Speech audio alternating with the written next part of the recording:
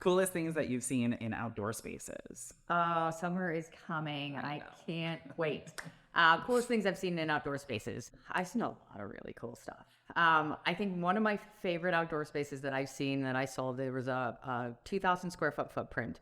I sold this The outdoor space, 2,000 square feet of The outdoor whole space? building was a 2,000 square foot footprint. Okay, cool. It was an oversized lot. It was an oversized condo. It was the top floor, and they had the whole outdoor deck. The whole roof deck. So it was about 2,000 square feet, and they essentially recreated a condo up there. So they had an outdoor kitchen. They had an outdoor dining room. They had an outdoor living room. They had a putting green. They had a grilling station. This thing was amazing. Now, the hardest thing is with outdoor space, you know, every time I look at a client and they say, hey, I really want to do up my deck right, really overdoing roof decks and outdoor space, I always say that's an investment in yourself. Yeah.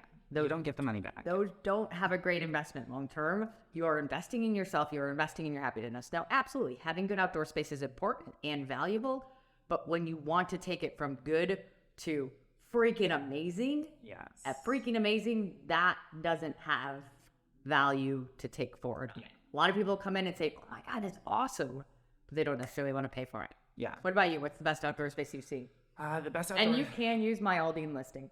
Oh, yeah, of course. That's a close number second. Yeah. So I actually sold a property right around the corner from Aldine last year, and my buyer bought it, and it was similar to your story, like full outdoor kitchen and dining room and a pergola and like turf grass on one side so that they could do a outdoor lounge area, like a tanning side. Yeah.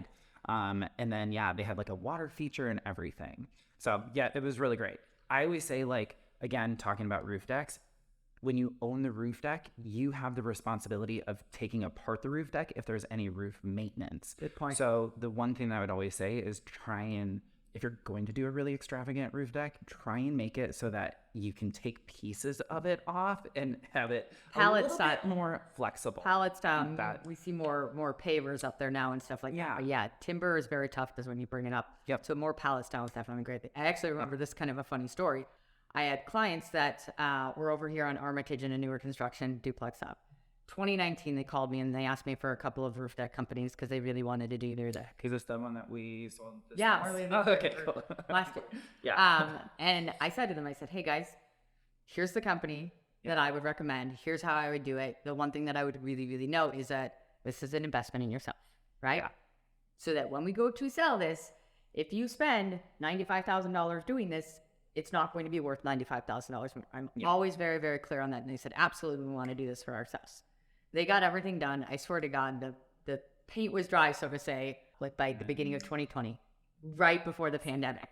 Oh, no. That's great. That was great. That was the good part. It's like they were okay to do it for themselves, but the fact that they finished literally as the pandemic was starting, they said it was the most amazing experience ever because they were able to like live on their deck. So Yeah, and that was such a beautiful roof deck. that was a good one too, right? I've had a lot, so it's hard to just pick one.